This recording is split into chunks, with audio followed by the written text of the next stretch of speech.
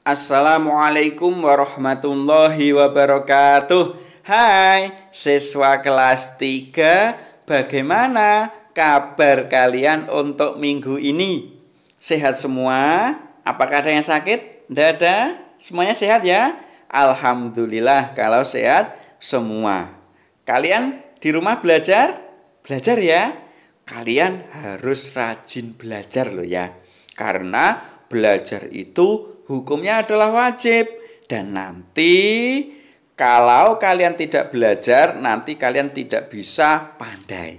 Jadi kalau kalian itu pengen pandai, pengen pintar, harus belajar. Oke siswa kelas 3, minggu ini kita akan melanjutkan pelajaran yang kemarin, yaitu tentang Nabi Muhammad panutanku. Kalau kemarin itu bagian 1, sekarang bagian 2. Nah, di bagian 2 ini nanti kita akan membahas tentang mandiri. Untuk siswa kelas 3 yang belum belajar di bagian 1, jangan khawatir. Ya, di kolom deskripsi yang ada di bawah video ini sudah saya cantumkan linknya untuk menuju ke video bagian yang ke-1. Oke ya, bisa dipelajari sendiri untuk bagian yang ke-1. Sekarang kita belajar di bagian 2, yaitu tentang mandiri. Nah, kita belajar mandiri ini merupakan mencontoh dari Nabi Muhammad. Nabi Muhammad itu merupakan orang yang mandiri. Salah satu contohnya yaitu, kalian tahu apa enggak? Umur 6 tahun itu Nabi Muhammad sudah yatim piatu. Yatim piatu itu apa? Yatim piatu itu sudah ditinggal mati oleh ayahnya dan juga sudah ditinggal mati oleh ibunya. Kasihan ya Nabi Muhammad?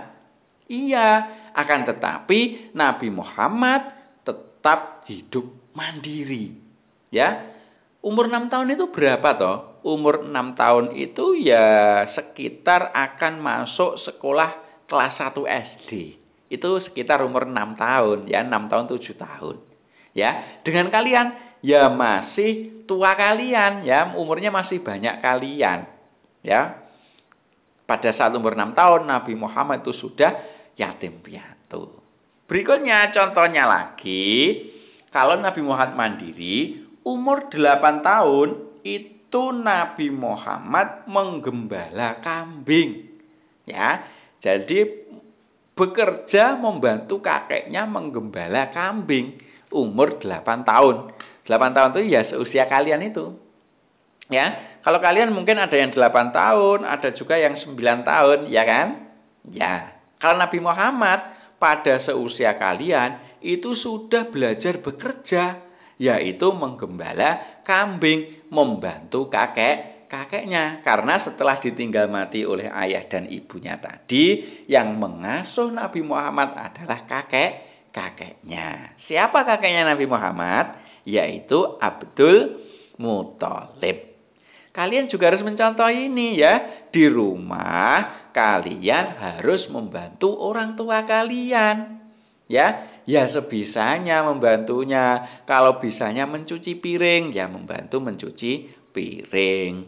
Bisanya menyapu, ya membantu menyapu. Tidak boleh malas-malasan di rumah. Oke ya, bisa kira-kira? Pasti bisa. Selanjutnya Nabi Muhammad sikapnya mandiri terlihat juga ketika umur 12 tahun. Saat umur 12 tahun, Nabi Muhammad ikut pamannya berdagang. Umur 12 tahun itu ya sekitar kakak kelas kalian, sekitar kelas 6 ya. Jadi di kelas 6, sekitar kelas 6 itu Nabi Muhammad sudah ikut pamannya berdagang.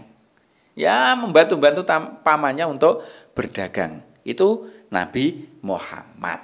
Dilihat dari situ, Nabi Muhammad itu hidupnya penuh dengan kemandirian. Demikian juga kalian. Kalian kalau mengikut menjadi Nabi Muhammad, ya maksudnya mengikuti Nabi Muhammad, menjadikan Nabi Muhammad itu panutan kita, maka kita harus mengikuti tingkah lakunya Nabi Muhammad termasuk dalam hal kemandirian. Contohnya apa? Ini kita itu harus mengikuti Nabi Muhammad tadi ya, karena kita menjadikan Nabi Muhammad itu sebagai panutan. Yang kedua, Nabi Muhammad tadi itu adalah kan mempunyai sifat mandiri. Mandiri itu apa toh? Mandiri itu adalah sikap yang tidak selalu bergantung kepada orang lain. Jadi kalau orang yang mempunyai sikap tidak selalu bergantung kepada orang lain, namanya adalah mandiri. Misalnya adalah mencuci pakaian. Mencuci pakaian itu dicucikan oleh ibunya. Itu termasuk mandiri atau bukan? Bukan. Itu namanya bergantung kepada ibu. Yang namanya mandiri itu kalau mencuci pakaian ya dicuci sendiri. Kalau tidak bisa ya belajar. Ya belajar, minta tolong ibunya untuk mengajari bagaimana ya mencuci yang bersih itu. Kemudian makan. Orang yang mandiri juga harus makan sendiri. Itu adalah beberapa contoh hidup mandiri. Tidak selalu bergantung kepada orang lain. Contoh-contohnya, wah ini ada misalnya mengerjakan tugas sendiri. Ya, tugas-tugas sekolah maupun tugas yang lain di rumah. Bisa juga menyiapkan keperluannya sendiri. Ya, misalnya keperluan untuk belajar, buku-buku, kemudian mungkin ada pensilnya yang sudah tidak runcing lagi, yaitu disiapkan sendiri. Bisa juga dengan membantu orang tua yang seperti saya sebutkan tadi. Itu. Kira-kira kalian bisa? Bisa juga ya, tetap bisa. Lalu kalian itu sudah termasuk orang yang bersikap mandiri atau belum? Nah, ini bisa kita lihat dari ciri-cirinya. Kalau kalian memenuhi ciri-ciri ini, berarti kalian sudah bersikap mandiri. Apa cirinya? Ciri yang pertama, orang yang mempunyai sikap mandiri itu ada rasa tanggung jawab. Mereka selalu bertanggung jawab. Contohnya makan. Setelah makan, itu piringnya itu kan harus dicuci agar bersih lagi. Sebagai orang yang mandiri, yang bertanggung jawab, maka setelah makan itu juga harus dicuci sendiri. Tidak mengandalkan ibunya untuk mencucikan piringnya, kita sendiri itu. Berikutnya, ciri sikap mandiri yang kedua adalah jarang meminta pertolongan orang lain. Selama masih bisa kita kerjakan, kita mengerjakan sendiri, tidak minta bantuan orang lain. Itu merupakan ciri yang kedua. Berikutnya, ciri yang ketiga dari sikap mandiri adalah menghargai waktu. Maksudnya menghargai waktu itu apa? Maksudnya adalah tidak bermalas-malasan.